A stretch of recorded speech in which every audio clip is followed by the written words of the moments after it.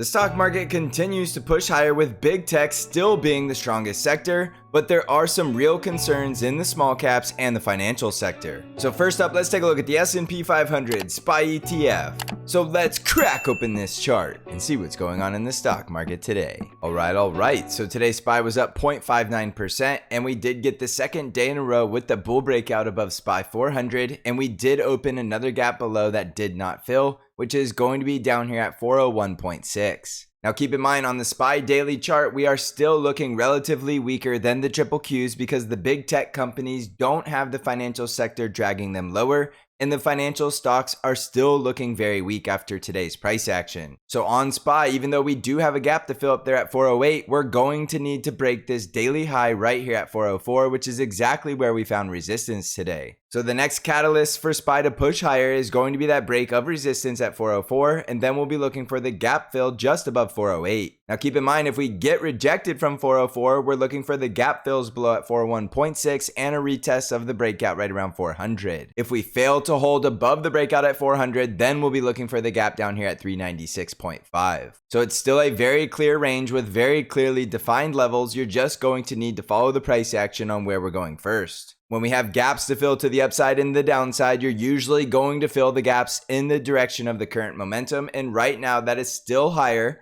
but we need that confirmation with the break above resistance at 404. A rejection from 404 is going to be very obvious, and you're going to see it in the price action instantly, and then you'll be looking for those lower gap fills before we see the upper gap fill. Also keep in mind that we're very close to a bull trend in SPY, and that is mostly due to the big tech companies that are still going to be a majority of the S&P 500. While that's not enough to push SPY to much higher prices, eventually we may see those financial sectors joining the rally, and at that point, we should see a very impulsive push higher in SPY. On the NASDAQ 100 triple Qs, we were up 0.95% today, and as you can see in the price action, we do have another daily higher high close and the second day in a row over 312. Now there is going to be a gap down here at 313.35, even though it does look like the gap filled. That is an error in the daily candle, and that gap is still open. You can go look at the hourly chart and see that that gap has never filled with today's price action. Now, just like SPY, we have gaps to the upside, which is up here at 322, and gaps to the downside at 313 and 308. Now, like I said, big tech is very strong and there's a lot of upward momentum, which you could see very clearly in these moving averages.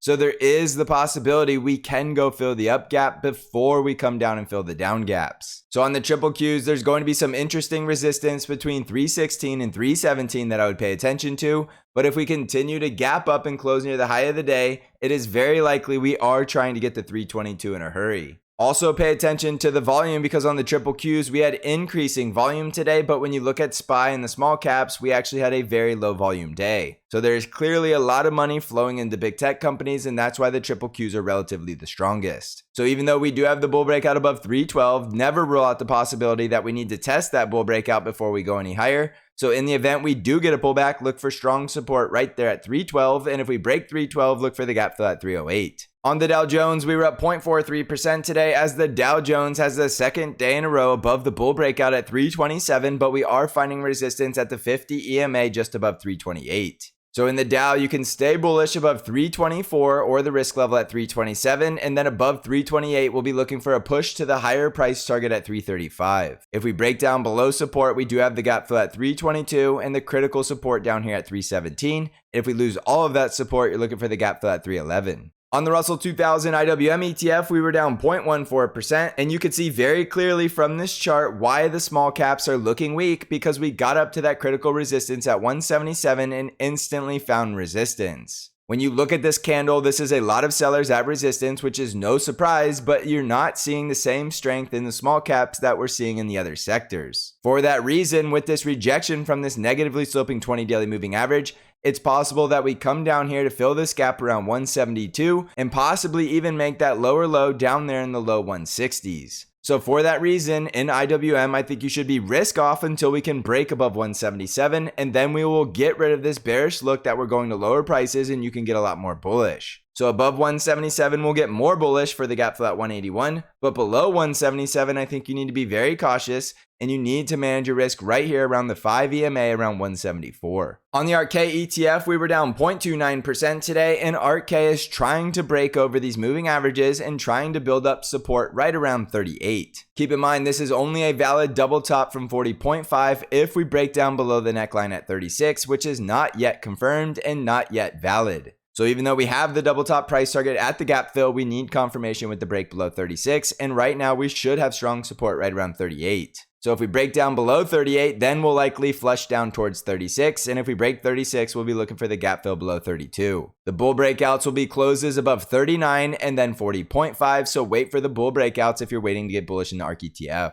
On the VIX, we were down 0.52% today, and the VIX has the third day in a row closing below 20, and we did fill the gap today and instantly found resistance at 20 and crushed yet again, which is more and more evidence that fear is leaving this market. I've said it before, but the VIX has spent a lot of time below 20 in 2023, which is completely different behavior than we saw in the bear market of last year. So when the VIX is spending this much time below 20, that means fear is leaving the market, and that is more in line with what you see in a bull market. On Bitcoin, we're currently down 0.95% as Bitcoin continues to find resistance right here at 28,000. Even though we do have the bull trend, the price action is struggling to get the breakout. Above 28,000, I also have that resistance right around 29,400. So even though we can go higher, we're not seeing that high volume impulsive price action. For that reason, you should be aware that there is the possibility this could double top at any point if it breaks down below this neckline at 27,000, which should easily take us back down to retest the breakout at 25,000. On Google stock, we were down 0.49% today as Google is trying to stabilize right here around the 200 daily moving average and this support zone between 100 to about 102. Google does look like it's trying to put in a higher low, so I am thinking this is a buy the dip scenario as long as it can hold above 98, and even more bullish if it can hold above 100. So from here, I think it's possible we push back up towards 106 and then that gap fill at 110,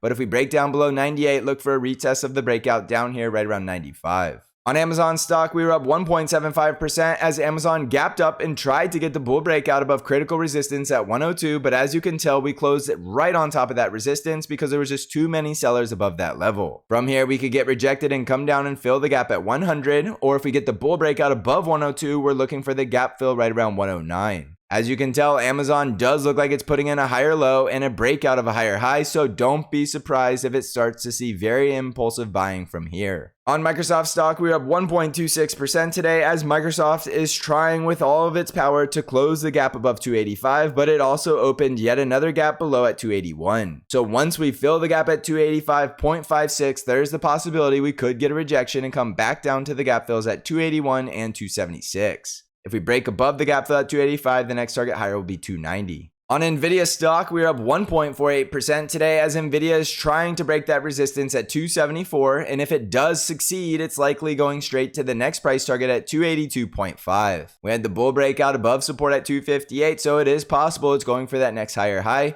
and you can stay bullish now as long as we're above this support at 267. On Tesla stock, we were up 0.72% today, and intraday Tesla did test resistance at 197 but did find sellers at that level, so we no longer have a bull breakout until we can clear above that resistance at 197. This is looking like a bull flag between 186 and 197, so trade the range and wait for the breakout. Above 197, I think we're going to see very impulsive buying that should easily take us up to 215 and possibly higher, and below 186, we'll be looking for a test of critical support down here at 173. On Apple stock, we were up 0.99% today as Apple is pushing higher towards that price target at 163 after the successful retest of the breakout of the neckline at 156. So look for that higher target at 163, and from there we could find resistance and then start coming down to fill this gap at 161 and possibly even 158.5. A break above 163 takes us to our next target higher at 169, and then above that we have a gap to fill at 171. On the financial sector, we were down 0.22% today, failing to get the double bottom breakout above the neckline at 32, even though intraday price action was trying to get the bull breakout. And you can see there's also going to be a lot of resistance from the negatively sloping 20 daily moving average. With financials looking this weak, it is going to be very difficult for the S&P 500 to continue to rally higher. On the industrials, we were up 0.21% today, breaking back above all of the moving averages, so it does look like we are coming back up to test this resistance right around 100.5. The healthcare sector was up 0.54% today, bouncing off of the 5 EMA, and it looks like we're going to try to make an attempt to run up towards a resistance at 129 and then 130.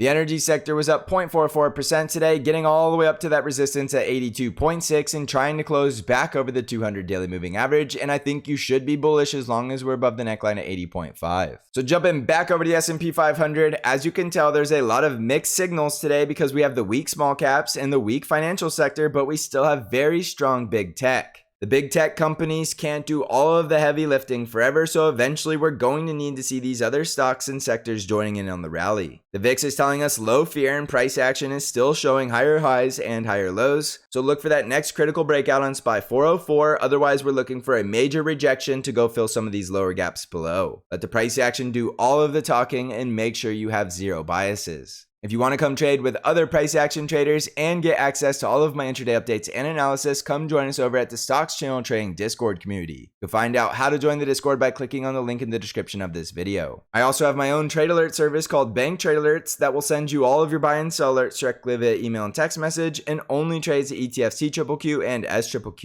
You can find out how to join Bank by clicking on the link below. So thank you for watching, everybody. I hope you're crushing this market, and as always, I will see you in the next episode.